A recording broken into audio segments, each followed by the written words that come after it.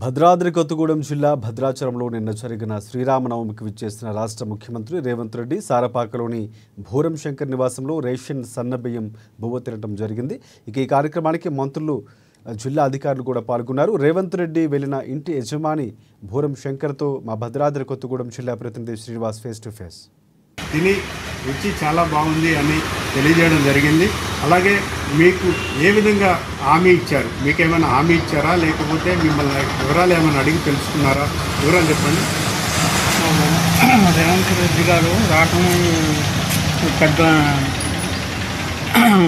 కాదు సార్. మాకు రేవంత్ రెడ్డి గారు వచ్చారంటే చాలా అదృష్టం. మా ఇంటికి వచ్చి అన్నం తిన్నారంటే చాలా సంతోషంగా ఉందండి. దానివల్ల రేవంత్ రెడ్డి గారు అడిగారు, మీరు ఏం చేస్తున్నారంటే మేము కాళేశ్వరాన్ని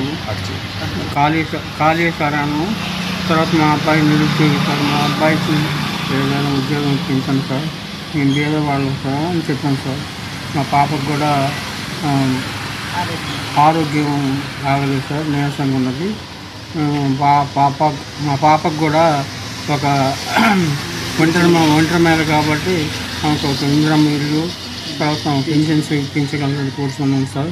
మీరు తర్వాత మీకు ఏమి వస్తున్నాయని అడిగారు సార్. అడిగితే మాకు అన్నీ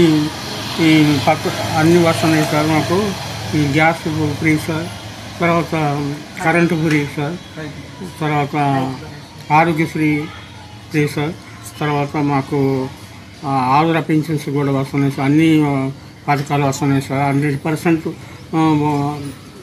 100% కూడా వస్తున్నాయి సార్ మీ దయ వల్ల.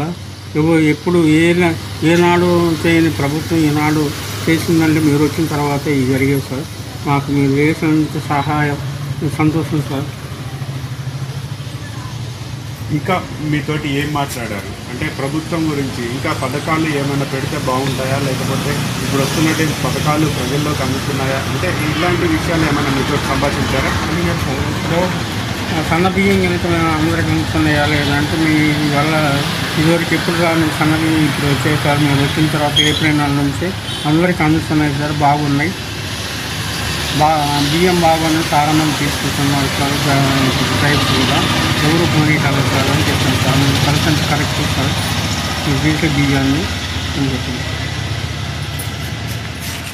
నిన్న ముఖ్యమంత్రి రేవంత్ రెడ్డి గారు భూరం శంకర్రావు గారి ఇంటికి వచ్చి భోజనం చేసి వారి కుటుంబ సభ్యులతోటి కలిసి భోజనం చేసినందుకు వారికి చాలా సంతోషంగా ఉందని తెలియజేస్తున్నారు. అలాగే ఈ యొక్క సన్నబియ్యం అందరికీ అందుతున్నాయా, పథకాలు ప్రజల్లోకి చేరుతున్నాయని చెప్పేసి కూడా వివరాలు అడిగినట్టు చెప్తున్నారు.